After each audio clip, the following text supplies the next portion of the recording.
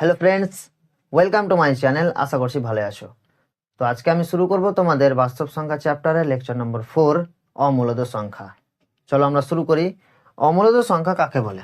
অমূলদ সংখ্যাটা হচ্ছে যে সকল সংখ্যাকে আমরা পি বাই কিউ আকারে প্রকাশ করতে পারবো না বা করা যাবে না, তাকে আমরা কি বলবো?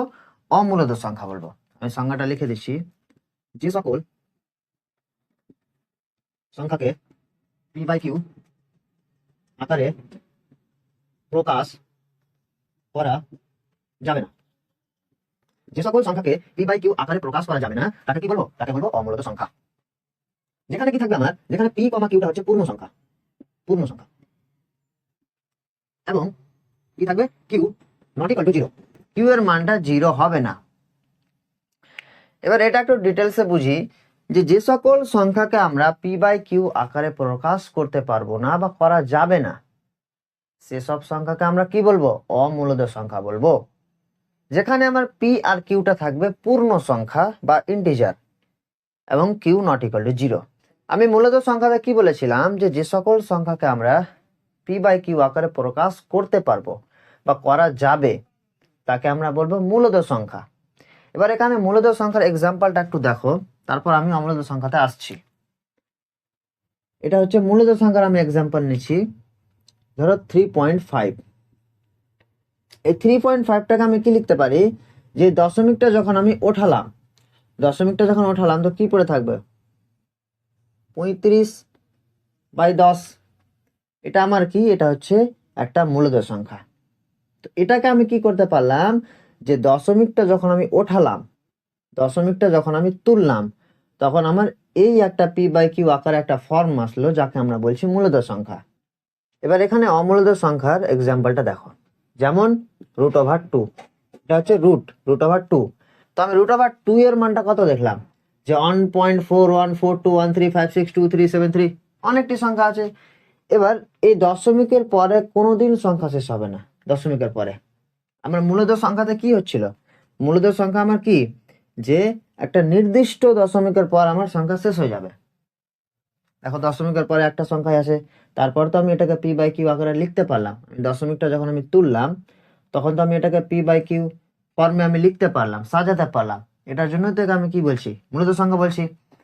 এবার এটার আমি যদি দশমিকটা তুলি, দশমিকটা তো আমি তুলে নেব, কিন্তু দশমিকের পরে আমি কটা জিরো বসাবো? 100, 200, 1 লাখ, 2 লাখ। এখানে তো আমার দশমিকের পরে কোনো সংখ্যাই শেষ হবে না। সংখ্যা তো শেষ হচ্ছে না, হবে না, কোনোদিন শেষ হবে না সংখ্যা দশমিকের পর। √2 এর মানটা দশমিকের পর কোনোদিন সংখ্যাই শেষ হবে না। তো আমি এটাকে পি বাই কিউ ফর্মে তো লিখতে পারছি না। তো যে সকল সংখ্যাকে আমরা পি বাই কিউ আকারে প্রকাশ করতে পারবো না তাকে বলবো কি? অমূলদ সংখ্যা। যেমন √2। এখানে আরো এক্সাম্পল দেখো, √3, √5, তারপর কত? √7। এগুলো কি? এগুলো হচ্ছে আমার অমূলদ সংখ্যা, যেগুলো তুমি ক্যালকুলেটারে যখন পুট করবে মানটা, তখন দশমিকের পর আমার সংখ্যা শেষই হবে না। আরো আরো আছে, যেমন পাই। পায়ের মানটা আমরা কি করি, যখন মানটা দেখি, পায়ের মানটা অনেকটি, পায়ের মানটা শেষ হবে না। তো আমি পাই নিয়ে ভিডিও আমি আপলোড করেছি এই চ্যানেলে, দেখে নিও। তো পায়ের মানটা আমরা মানের জন্য ব্যবহার করি 3.14। 3.14 এটা শুধু মানের জন্য ব্যবহার করি। তো এর মানটা অনেকটি আছে, দশমিকের পর শেষ হবে না। তো সেম ক্ষেত্রে আরো আছে ই। এগুলো হচ্ছে কি? এগুলো হচ্ছে আমার সব অমূলদ সংখ্যা। আমি তোমাদের লেকচার নম্বর 2 এ মূলদ সংখ্যা সংখ্যা রেখায় কিভাবে স্থাপন করে সেটা দেখিয়েছিলাম, কিন্তু এই ভিডিওটাতে আমি তোমাদের অমূলদ সংখ্যা কিভাবে সংখ্যা রেখায় স্থাপন করতে হবে এটা আমি দেখাবো না। কারণ আমি যখন সংখ্যা রেখায় অমূলদ সংখ্যা যখন আমি স্থাপন করব, তখন আমার কাটা কম্পাসের দরকার পড়বে। তো আমি এটার জন্য খাতাতে একটা ভিডিও বানিয়ে তোমাদেরকে দেখিয়ে দেবো। তো এরপরের পার্টটাতে আমি চলে যাই। টেনশন টেনশন নিও না, আমি তোমাদের যখন কোর্সে দেখি 1.2 যখন শুরু করব, সেখানে আমি করিয়ে দেবো, কোনো চাপ নেওয়ার দরকার নেই। এবার একটা ইম্পর্টেন্ট কথাটা কি, যে বাস্তব সংখ্যা। আমি বাস্তব সংখ্যার আন্ডারে তো অনেকটি সংখ্যা পড়লাম, স্বাভাবিক সংখ্যা, অখণ্ড সংখ্যা, পূর্ণ সংখ্যা, মূলদ সংখ্যা, অমূলদ সংখ্যা, অনেকটি পড়লাম। বাস্তব সংখ্যাটা হচ্ছে যে প্রত্যেকটি মূলদ সংখ্যা এবং অমূলদ সংখ্যা মিলে আমার বাস্তব সংখ্যার দল তৈরি হবে।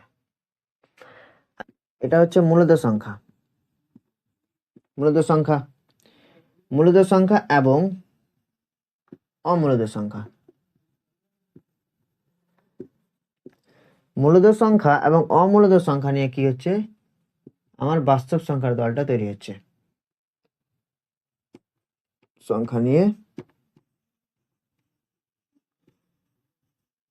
বাস্তব সংখ্যার দল তৈরি, মানে আমার বাস্তব সংখ্যার আন্ডারে কি পড়ছে, আমার মূলদ সংখ্যা পড়ছে, অমূলদ সংখ্যা পড়ছে। আবার মূলদ সংখ্যার মধ্যে ভাগ আছে স্বাভাবিক সংখ্যা, অখণ্ড সংখ্যা। এবার আমি একটা চিত্রর সাহায্যে তোমাদেরকে দেখাচ্ছি, চিত্রের সাহায্যে তোমরা আরো ক্লিয়ারলি ভাবে বুঝতে পারবে।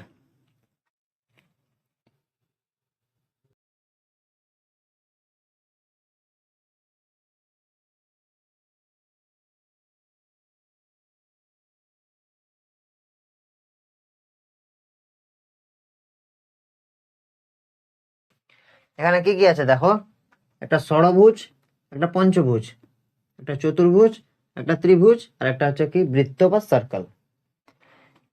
এটা হচ্ছে কি বাস্তব সংখ্যার দল। দেখো বাস্তব সংখ্যার দলটা আমার কত বড়, বাস্তব সংখ্যার দল। এখানে দেখো যে এই ষড়ভুজ, এগুলো হচ্ছে আমার কি অমূলদ সংখ্যা, যেমন √2, √3, √2, √3, √5, √7, কত 13। তারপর যেমন আছে ধরো 1.1342692 8 মানে সংখ্যা শেষ হবে না। তো আমার যেটা ষড়ভুজের মধ্যে যেটা আমার যে আমি সংখ্যাগুলো লিখলাম, এগুলো হচ্ছে কি আমার অমূলদ সংখ্যা। তার মধ্যে কি, তার মধ্যে হচ্ছে একটা পঞ্চভুজ, এটা হচ্ছে আমার মূলদ সংখ্যা। 1/2, 3/4, 5/7, 10 নিয়ে নিলাম আমি 17। তারপর হচ্ছে 3/10 নিয়ে নিলাম। এগুলো হচ্ছে কি, এগুলো হচ্ছে মূলদ সংখ্যা।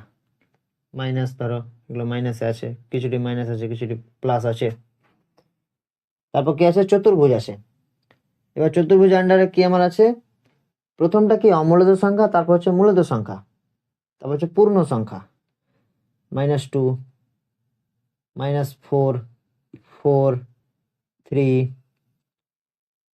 -9, 6, 7, এগুলো সব কমা কমা করে দেওয়া আছে। 8। সার্কেলের মধ্যে এটা হচ্ছে 0, 1, 2, 3, 4, 5, 6 এরকম করে করে চলতে থাকবে। প্রথমটা আমার কি পড়ছে, প্রথমটা হচ্ছে কি আমার অমূলদ সংখ্যা, অমূলদ সংখ্যা বা কি ইররেশনাল নাম্বার। তারপর কি মূলদ সংখ্যা মানে রেশনাল নাম্বার। তারপরটা কি, চতুর্ভুজটার মধ্যে কি কোন সংখ্যা আমার পড়ছে, পূর্ণ সংখ্যা বা ইন্টিজার, এটা হচ্ছে ইন্টিজার, আই দিয়ে লিখলাম। যেটা ত্রিভুজ আছে এটা হচ্ছে কি, এর মধ্যে কি পড়ছে আমার অখণ্ড সংখ্যা। অখণ্ড সংখ্যাকে আমরা কি করি, ডব্লিউ দ্বারা ডিনোট করি। আর যেটা বৃত্তর ভেতরে যে সংখ্যাগুলো আছে সেগুলোকে আমরা কি করি, স্বাভাবিক সংখ্যা বা ন্যাচারাল নাম্বার দিয়ে সূচিত করি। এগুলো হচ্ছে কি ন্যাচারাল নাম্বার। আমি সবকিছু লিখে দিলাম। তো বাস্তব সংখ্যার মধ্যে আমার কি পড়ছে, অমূলদ সংখ্যা, মূলদ সংখ্যা, integer, whole number, natural number, কতটি সংখ্যা পড়ছে। তো এই পুরোটাই হচ্ছে কি আমার বাস্তব সংখ্যা, বুঝতে পারলে। হচ্ছে 1 নম্বর, এটা হচ্ছে 2 নম্বর। 2 নম্বরটা হচ্ছে যে প্রতিটি বাস্তব সংখ্যার জন্য সংখ্যা রেখায় একটি নির্দিষ্ট বিন্দু পাবো।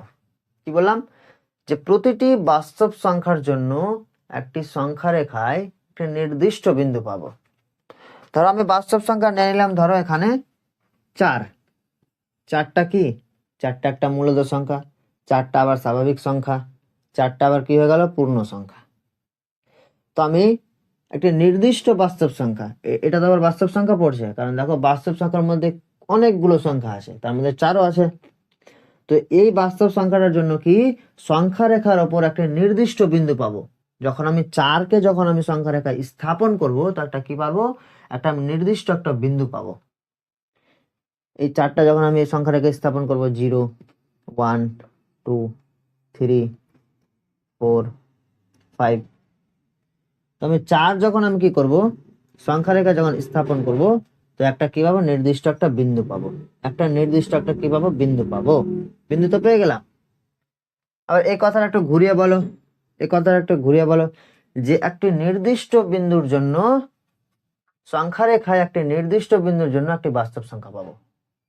সংখ্যা রেখায় একটি নির্দিষ্ট বিন্দুর জন্য কি পাবো, বাস্তব সংখ্যা পাবো। একটা বাস্তব সংখ্যার জন্য সংখ্যা রেখা একটি নির্দিষ্ট বিন্দু পাবো, এবং বা আবার ওই নির্দিষ্ট বিন্দুর জন্য একটা বাস্তব সংখ্যা পাবো। তারপর চলে যাব আমরা তারপরে পয়েন্ট, যেটা হচ্ছে পাইথাগোরাস থিওরিয়াম। পাইথাগোরাস থিওরিয়াম মানে কি, যেটাকে বলে পিথাগোরাসের উপপাদ্য। তোমাদের ক্লাস 10-এ ত্রিকোণমিতিতে অনেকটি কাজে লাগবে পিথাগোরাসের উপপাদ্য। তো এই উপপাদ্যটা কিছুই না, যে একটা সমকোণী ত্রিভুজ, একটা সমকোণী ত্রিভুজ, এই একটা কি সমকোণী ত্রিভুজ। সমকোণী ত্রিভুজ কত ডিগ্রি, 90 ডিগ্রি। আমি নাম দিলাম, এটা হচ্ছে এ, এটা এ, এটা এখানে দিছি এ বি সি। এবিসিটা কি, এবিসিটা হচ্ছে একটা কি সমকোণী ত্রিভুজ, বিটা হচ্ছে 90 ডিগ্রি। লিখে দিলাম কোণ এ বি সি, যেখানে এবিসির মানটা কত, 90 ডিগ্রি। তো এই সূত্রটা কি বলছে, যে এটা হচ্ছে অতিভুজ এসি। এই এসি যে বাহুটা আছে, এটা হচ্ছে কি এসি, যেটা বাহু এটা হচ্ছে কি অতিভুজ, এটা হচ্ছে অতিভুজ। যেটা ভূমি মানে যেটা এবি যেটা বাহু, এটা হচ্ছে কি ভূমি। আর যেটা বিসি বাহু, এটা হচ্ছে কি উচ্চতা বা লম্ব, যাকে বলো লম্ব বা উচ্চতা, লম্ব বা উচ্চতা।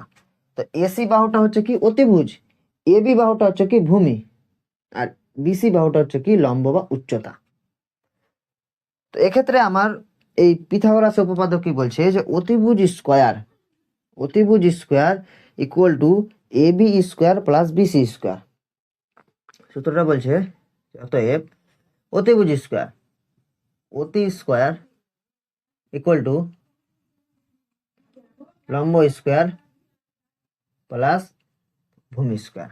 এটা অবশ্যই তোমরা মনে রাখবে, অবশ্যই তোমরা এটা মনে রাখবে। অতিভুজ স্কয়ারের মানটা কি হবে, যে লম্ব স্কয়ার প্লাস ভূমি স্কয়ারের যোগফলের সঙ্গে সমান হয়ে যাবে। সবসময় তুমি মান পুট করে দেখে নিও, মান পুট করে তুমি দেখে নিও। অতিভুজ স্কয়ার, অতিভুজ স্কয়ারটা কি হয়ে যাবে, লম্ব স্কয়ার প্লাস ভূমি স্কয়ার, এই দুইয়ের যোগফলটা হচ্ছে কি অতিভুজ স্কয়ার। এটা হচ্ছে ভেরি ভেরি একটা অত্যন্ত ইম্পর্টেন্ট একটা সূত্র বা উপপাদ্য। তো আজকের এই ভিডিওটা এতটুকুই।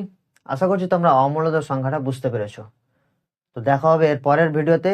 কোষে দেখি 1.2। সবাই রেডি থাকো এবং ভালো করে পড়াশোনা করো। Thank you.